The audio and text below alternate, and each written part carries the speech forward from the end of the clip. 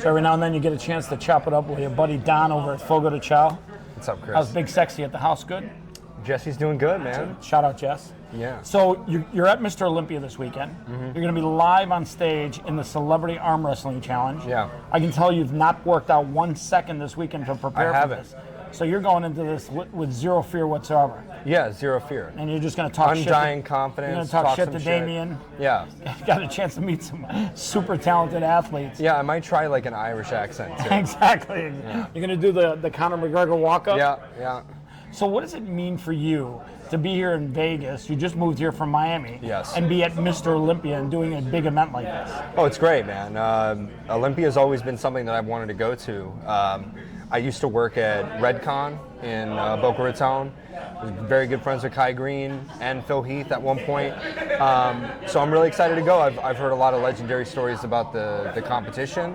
And I also know that the sports performance space and supplement lines are all going to be there. So I'm excited to meet every company that's represented at Mr. Olympia. So you've done a lot of stuff with social media. You've done a lot of stuff with video content and distribution. What's the value of the content that we're going to create here of people arm wrestling? That's pretty good content. Yeah. So the real value of the content is, with every brand, especially if you're starting out, you're like a mid-tier influencer, let's say micro, you need content that makes you look more established, that makes you look like more of a celebrity. And when you post that and you differentiate what you're normally doing on your feed, that goes really well for you, because now people question, oh, maybe this person is more serious than I thought. Maybe they're more connected than I thought. How did they get invited to this thing? So the kind of... How did you get invited to this thing? Well, I met you about a year and a half ago. Hung out with Big Sexy for a week, and here you are. Hung out with Jesse the dog. I have to explain that is a dog that he's referring to. And by the way, Big Sexy, big spoon, buddy. Big spoon. Shout out to Jesse. You're a great dog. But yeah, I mean, we connected, and you kind of put all this together. The lunch here today was very impressive. I'm very happy with some of the people. I mean, you gotta love Brazilian food, right? Yeah, I mean, just the people that I met were tremendous, and you had some big people on social media. You tried the toothpaste from Larry's company, haven't you? Yeah, which one? Okay, That's yeah. Larry. So what do you think about that, toothpaste? It's unbelievable. I think the marketing premise of the micronized silver is fascinating, and when you have a marketing premise, hopefully it means that actually is good, and it is very good. You tried the berry one, right? Yeah, the berry one. I actually love that. It tastes great. It makes my teeth feel a lot stronger, and it's like almost like a glossy feeling. Here's the crazy thing. I foam like crazy after I start brushing my teeth. Yeah, it's good foam. Yeah, like it's more foam than I normally get. Than normal, yeah. And when you wake up in the morning, it's actually like my mouth is not as dry. Yeah, it's great stuff. I would definitely suggest somebody grabbing it. So talk a little bit to the people on the camera what it means to chase your dreams. A lot of people let fear hold them back. How do you deal with fear? Dealing with fear, I try to be a little bit easier on myself. I've had a few, I wouldn't say failures in the past, but learning lessons in the past. And I guess where fear comes into play is that you're worried you're going to mess up in the same fashion that you did prior, but understanding from those mistakes and being confident in yourself that you won't make the same mistake again is how you kind of relinquish your relationship with fear. You just got to get over it. So you're doing some big things with karaoke. Yeah.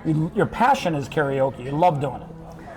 One of my passions is singing. I also like photography, videography, directing, but I've always loved singing. I've been singing for about 16 years. Mostly Bublé and Sinatra is what I like to do. Shout out to Michael Bublé. So the karaoke, what I'm doing is I'm using the karaoke as an opportunity to film myself singing on stage with a live crowd, because I don't have any sort of formal show again yet in Vegas, but I want to use the karaoke as a medium to get to have my own live show for content. You're doing something fun on Saturday night at midnight. What are you doing on Saturday night at midnight? We are going to be doing a live podcast.